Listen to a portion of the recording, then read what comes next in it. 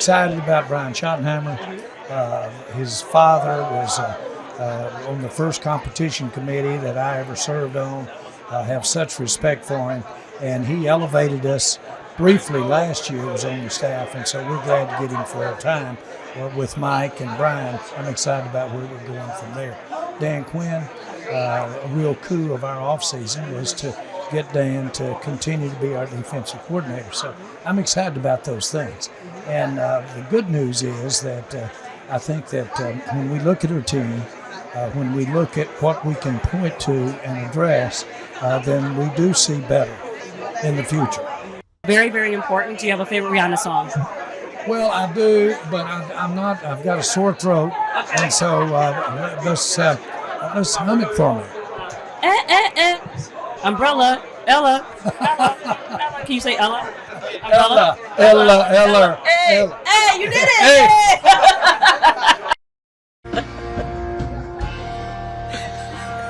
That was an amazing moment. We've got our NFL insider Josina Anderson here, looking great today, looking great last night.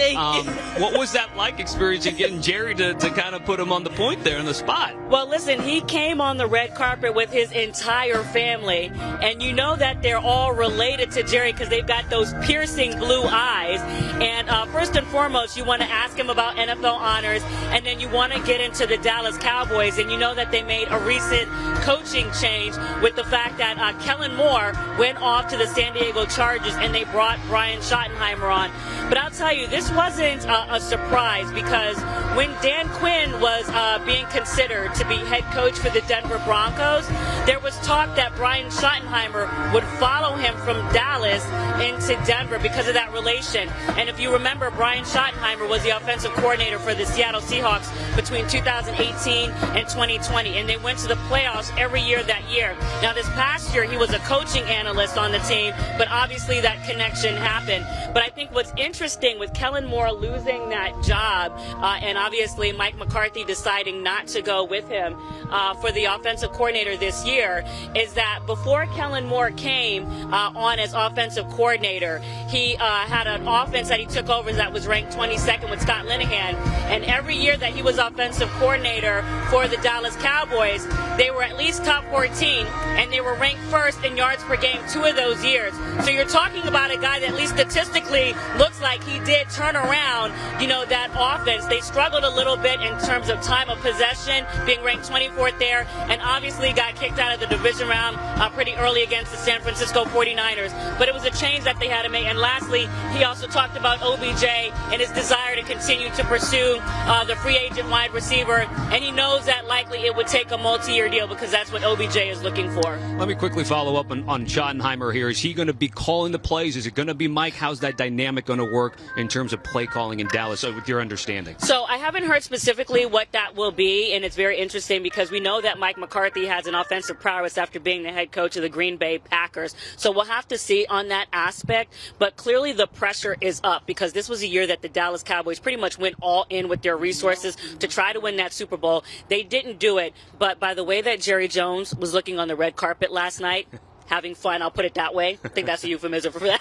I think that he's gotten past it to a degree. All right, let's continue the conversation here and talk about the Indianapolis Colts. What more can you tell us about their head coaching search?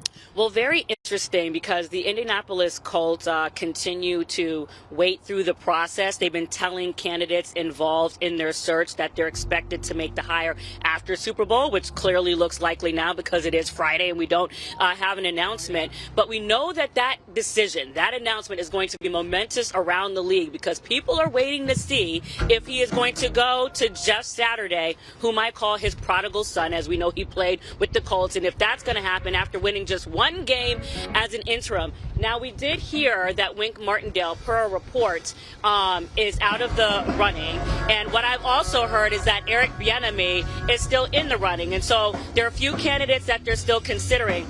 But I think what's interesting about this whole Colts search is that not only are we looking to see what's going to happen with Jeff Saturday, but what I had been hearing behind the scenes is that the front office is not necessarily on the same page with what we're we're hearing is Jim Irsay's inclination to do, which is to go with Saturday. They've had this exhaustive search, and the idea behind that is to kind of flood the zone with candidates, to make sure that he has, a variety of options to choose from and to slow down the process.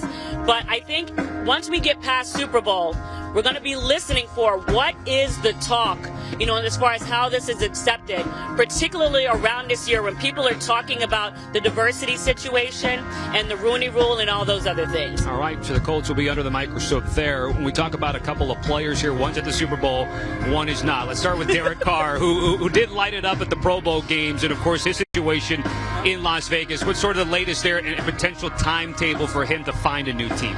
So we know that with Derek Carr, he has to get something done before February 15th, because that's when the $40 million on his contract definitely becomes guaranteed if something doesn't happen before that. Now, he's been meeting with the New Orleans Saints leading into this week, and one of the conditions for that happening with the Las Vegas Raiders is that a trade had to be in place upon which the team that he's visiting were meeting the terms that the Raiders are seeking. So we'll see if that will happen. But what I was hearing from my sources with regards to even the Jets, another team that said that they would go all in looking for a veteran quarterback, is that they were going to huddle up all this week towards the end of the week and basically try to get on page with which direction as far as the veteran quarterback that they were going to be looking for. Now, you've got a lot of choices out there as far as quarterbacks that are coming off of this past year and eligible for unrestricted free agency, whether that includes Jimmy Garoppolo, Daniel Jones, Teddy Bridgewater,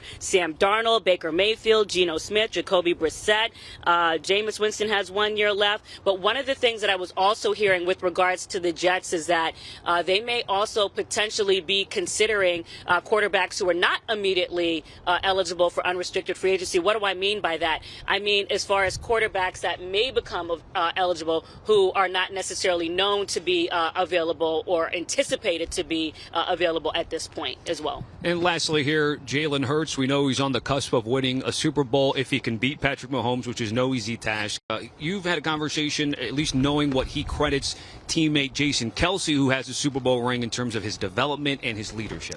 Yeah, and this was coming from just the interviews that Jalen Hurts has done this week, not necessarily with me, but I thought it was just notable because every time that I covered the Eagles this year, the relationship that did stand out was Jalen Hurts and A.J. Brown. They've been talking about the brotherhood that they have and that Jalen can just stop over A.J. Brown's house unannounced, something that A.J. Brown said he didn't have with Tannehill. Tannehill could not stop at his house unannounced. But he also has this great relationship with Jason Kelce. We know that Jalen Hurts is 24, Kelce is 35, and he said that he's been a steadying presence for him as far as leadership, as far as just, the knowledge and the wisdom that he's imparting to him. So I just thought that when you think about the family aspect that you see between Travis and Jason in that podcast, you kind of see a little bit of that same vibe and energy translating as far as how Jalen Hurts is operating the team, even as a young player still coming to his first Super Bowl in Phoenix, Arizona. Josina, great to be with you again. Great job last night. And again, we'll continue our coverage here at CBS Sports HQ throughout the week. Again, we're not done yet. We also have Spotlight coming for you with Chris Hassel and Amanda Guerra, and of course the Sportsline crew. So again, continuing coverage from Phoenix, Glendale, and also the Gulf in Scottsdale all through Sunday. Do you want a sports network that delivers everything that matters about the game? The highlights, the picks, the instant analysis, no yelling, no fake debates, no politics. Hit the subscribe button and never miss a moment.